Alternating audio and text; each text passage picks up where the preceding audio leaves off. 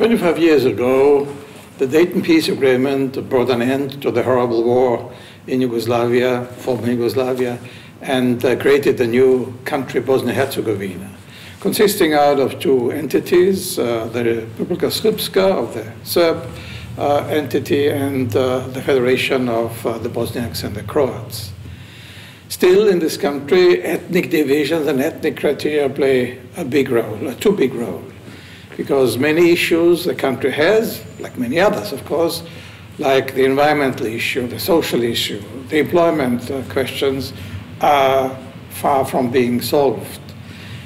The younger generation thinks differently. The younger generation thinks about these issues, which are important for their life, and which should be solved or nearly solved in order to create new opportunities for the young people also to stay in the country.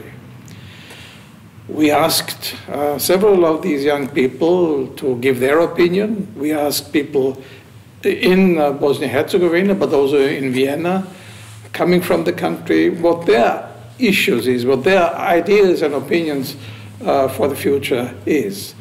And we will also have in the coming weeks some two panel discussions in order to discuss the future of the country, because the future of Bosnia-Herzegovina is very important also for the future of the whole Western Balkan. My name is Irma Baralija.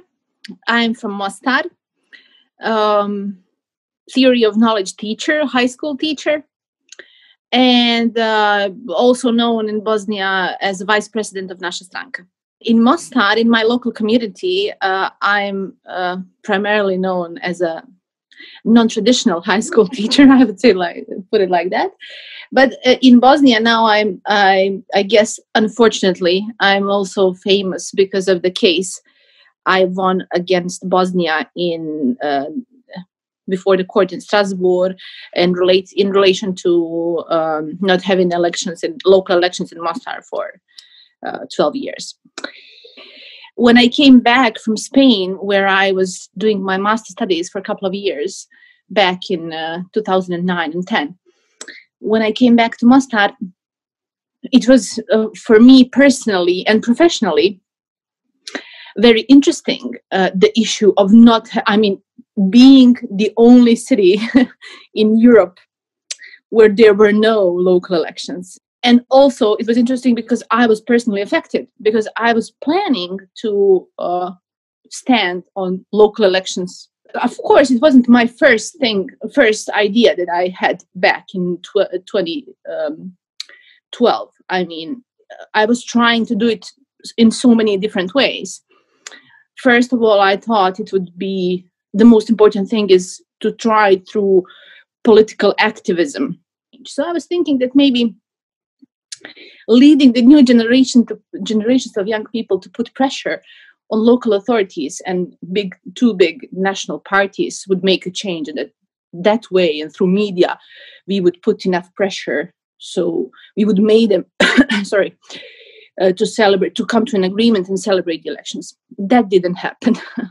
So in 2014 there were big demonstrations all around Bosnia, and Mostar included. And I was also actively involved in those demonstrations in the streets. And in Mostar, it was not because of it was because all of the reasons that demonstrations were held in the rest of the country, but also because not having elections in Mostar. And the only thing I got after being involved in those elections was that I got fired in the public school where I was working, because those were the ways how to put pressure on, let's say, teachers and professors not to raise their voice and be so critical towards the authorities. So I saw that wasn't an option. And then I became a member of a political party back then in 2015 of Naša stranka. And I thought, okay, well, let's try to put pressure through the system, because we were having, in those years, we had several representatives in federal and cantonal bodies and institutions. So I was thinking I was trying to use them to be our voice of people from Mostar.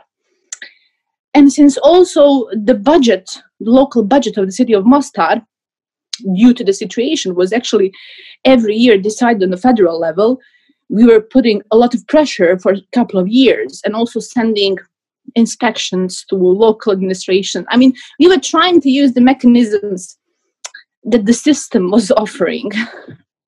Unfortunately, we never had enough hands or enough people from other parties to support us in other institutions to pass our initiatives. So that wasn't an option anymore. I mean, I realized that in 2017. And then it was like a big puzzle, how to solve the Mostar issue. So then I actually, went back to the most simple thing.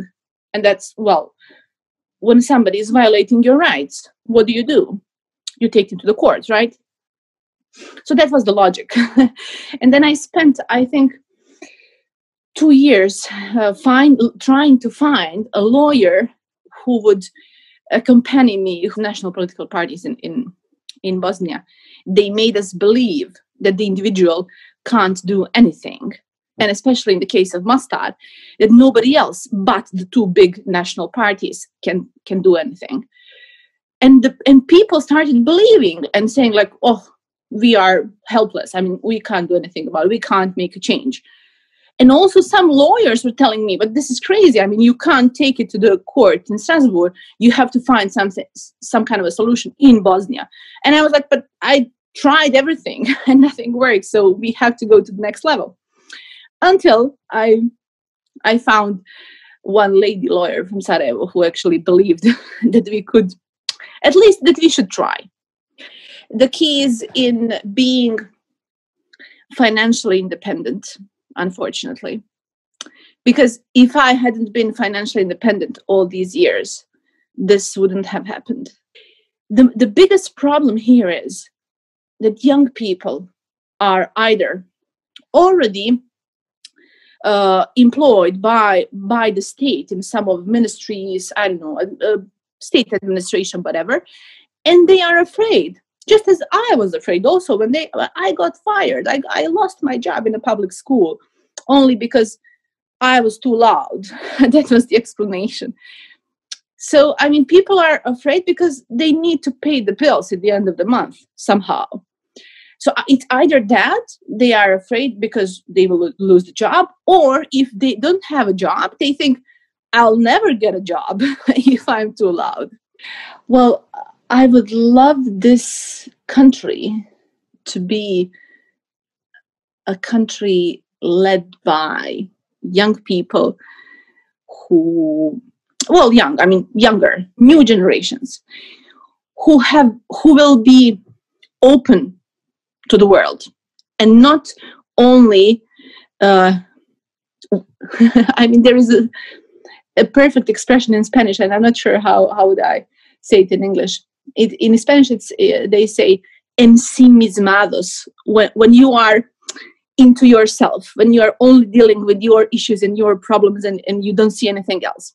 I hope we'll be the opposite, because everybody is sick of our own, the same old problems and debate and discussions on Croats, Bosniaks, and Serbs.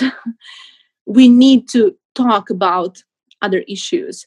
We need to create a healthy environment. We need to take care of our cities, of our woods and rivers, and we need to believe in our potential and unleash our potential, right? And create new technologies, invest in talents to create maybe in 10, 20, 30 years a better, more healthy in every single aspect country and generations.